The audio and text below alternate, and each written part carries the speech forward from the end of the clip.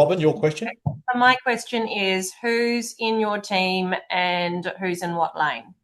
Yeah. So our team's set up. I've got myself, an EA, or business manager. Essentially, Sarah is like the glue that keeps everyone together. So she runs most of the team. She handles all property preparation, marketing, some of my personal things as well. She's kind of the two IC, if you will, right?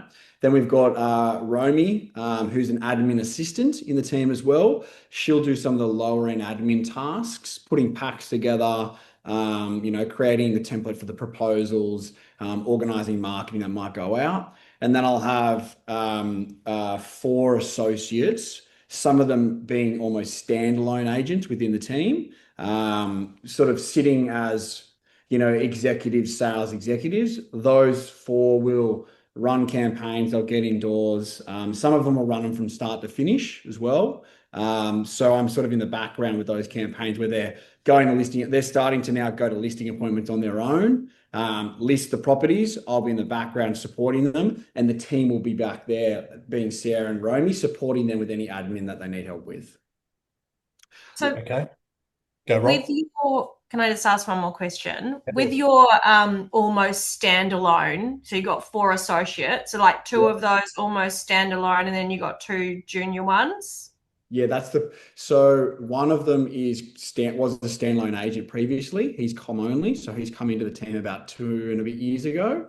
And then I'll probably put another one on that's very similar to that. And then one of my associates will probably go commission only within the next 6 to 9 months anyways. So the plan would be to have 2 to 3 who are like, let's say, com only, with then maybe 1 to 2 others underneath them.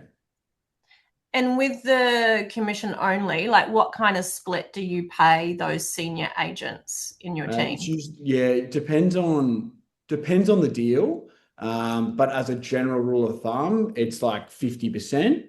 And then they'll get a management fee on deals that they're putting together for us. So if he's running a campaign, he'll get between 5 and 15%, depending on how much work he does on the property. Yeah. Yeah. And I'll just interject. Nick's on a higher split because he's a director and they've got a bit more to play with. But he also, he's a business owner, so he has to cover some of the running costs of the business. So I'll just say that. Yeah. But he's got more to play with because some guys in Melbourne here are on a 60 or a 65 or a 70% split with the company. Some are as not, like Christian's on a high one. Can we just jump into, is that Robin, does that answer that? Yeah, that's good. Thank you. Just before we go to Cal, Christian, do you want to just ask yours, mate? Because that's kind of... Yeah, thanks, Ivan. G'day, Nick. Thanks for jumping on. I guess my question was regarding the sales associates, what are your KPIs in terms of appraisals being booked, listings being signed, buyers being matched with off-market opportunities? What do you sort of, I understand the junior and the senior ones might have slightly different numbers. Where does that sort of sit? It's a really good question. So when I first started trying to grow these teams, I was very, very rigid around, Matt, I want to see your accountability on your 50 calls, your 50 connects. I want to see 2 to 3 appraisals every week. I've let that go a little bit more. I found that independence actually gets them to work a lot better. I don't want to be micromanaging and looking over their shoulder. I know if they're doing the work or if they're not doing the work. And a lot of that comes back to how much I'm communicating with them throughout a week. I do a one-on-one with every single one of them every week. It goes for about 20 to 30 minutes. Sometimes if I can see one of them's not pulling their weight a bit, I'll then interject and say, let's do, for the next 3 to 4 months, let's do every month, we'll do an extra one-on-one for an hour to understand what we can do differently or better. So I don't necessarily have KPIs. They all have set goals. So at the start of the year, they set their goals, right? Which have been discussed probably in November, December the year before. January, they're set. And then every quarter, we're looking at them and we're tweaking them, we're increasing them, we're decreasing them as we go. And do you set the goals with them? 100%. Yeah, of course. Yeah, 100%. Yeah. And what would be some examples of their goals? Yeah, so examples of their goals would be 12 sales, 5 buy deals, 3 off market, something like that, right? All right, awesome. And then Perfect. so with our team collective goals, I might go, last quarter of the year, we want to do an extra 35 sales in this last quarter. If we hit those targets, there'll be team goals throughout that period, right? So there's goals there, and then also individual goals for the associates. So guys, if you bring in 15 leads, then okay, you get a bonus as well on the top of that. So we'll tweak the goals throughout, but I think those little incentives and bonuses really help push them. Yeah. Okay, awesome. Thank you, mate. Easy, no worries. Cal? Thank you. Yeah. Hey, Nic, just wanted to know, how are you able to grow your business 25% year on year, especially, now the market's probably a bit challenging as well. Yeah, and Paul's there. And Sean, anything further to that? Because you guys, your questions are pretty similar. What was that? Sorry, Owen? Cal just said, how are you growing your business with that much growth? What's the secret sauce? And your question is it similar or? Yeah. So, what are you doing to generate so much yearly growth, particularly the last 2 years, going from 3 to 5 mil? Yeah. Same sort of question. There you go. There's no silver bullet to this, right? So I wish it was as easy as I've made more calls or I've done this. It's actually when you look back on it, it's probably just a layered approach. It's probably compounded in the years previous as well. I didn't have, I went from, let's say, 1.5 to 1.8 to 2.2 to 2, very quickly when I was younger. And then I sort of plateaued around that 2 to 2.5 mark for a few years. But I think the key things that came into it was definitely coaching, right? So coaching came in, and that's when I saw a lot of the growth. 100%. I was always very accountable on my calls, but changing the type of calls that I was making. So I was very fixed on I was set in a bit of an apartment market where the price point was quite low. So I made a very conscious effort to start just calling homeowners in my area and also working with buyers with a higher price point. And so what I've continued to start to do now is, so if, let's say, for example, James Ball in my office sells a house for $15 million in Coogee, 3 or 4 months later, I'll go, hey, James, can you let me know which buyers you don't want me to call in this book?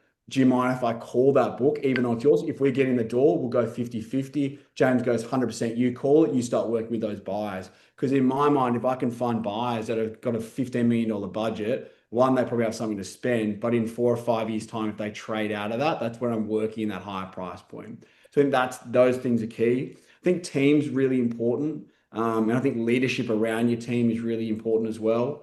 I've been lucky enough to have someone like a Sarah come in, which has been a real anchor to the business, and also some of the other key agents like Nicholas in my team and Luke in my team, which have started adding a lot of value and a lot of deals to it. But it's not just a one trick thing. You got to layer. It's all the 1%ers which add up. But working big hours and things like that obviously comes to it. But I think there's a few key things there. Yeah.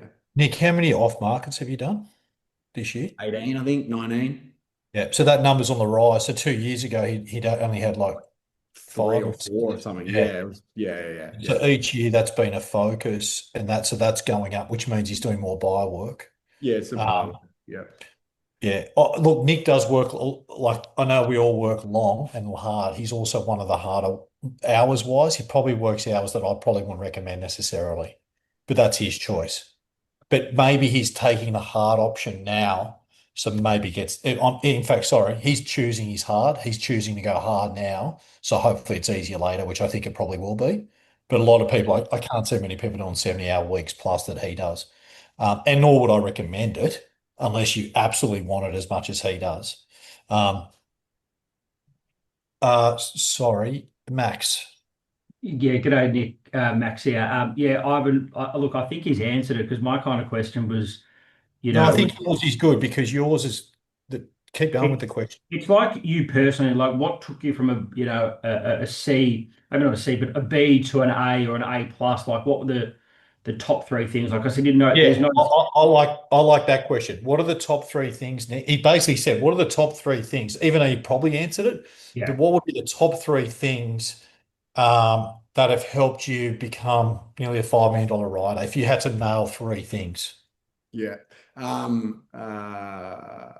Top 3 things, we team. So having a really, really good support network within your team, having camaraderie, having the same vision to go the same direction forward. I think that's critical. You can't do it without team. And I'm still trying to constantly work on it and find different people and how do they fit in. And I want to keep building the team out as well. So I think that's critical. And that then you got to have good leadership, better leadership. My leadership was quite poor a few years ago. I've really worked on it and continue to just keep on working on it.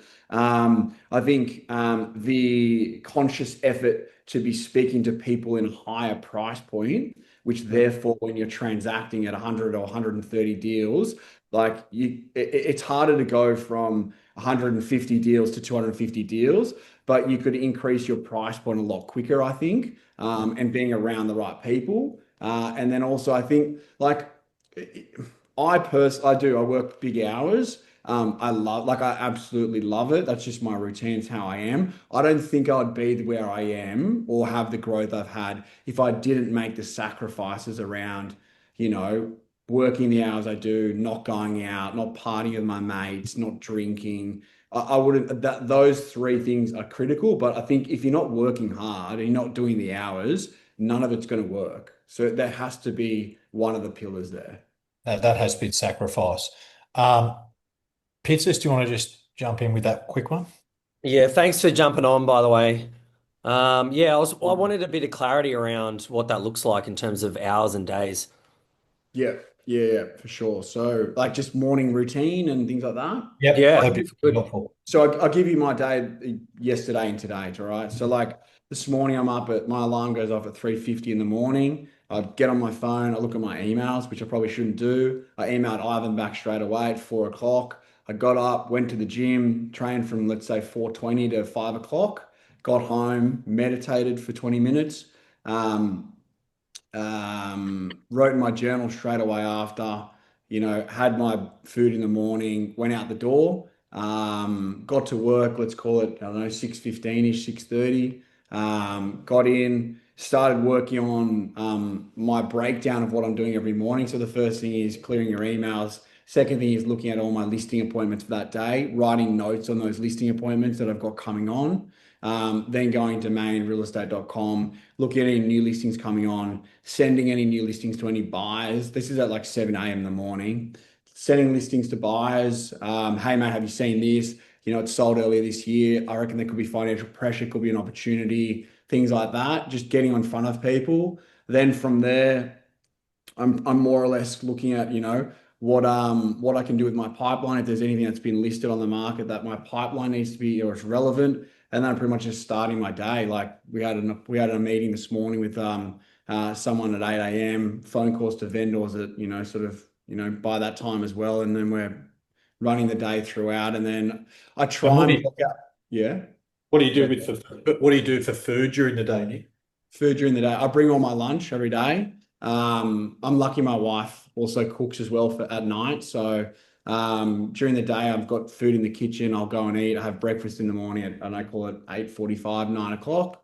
And then we try not to do appointments until 11 o'clock. Between 11 and 3, we try and do most of our appointments then. Try and be back in the office making calls between 3 and let's call it 5:30-ish. And then I'll do appointments from 5:30 till whenever. But if I get home by 6, I'm usually on the phone texting, whether it's vendors, pipeline, whatever it might be, until we kind of close off for the night. Yep.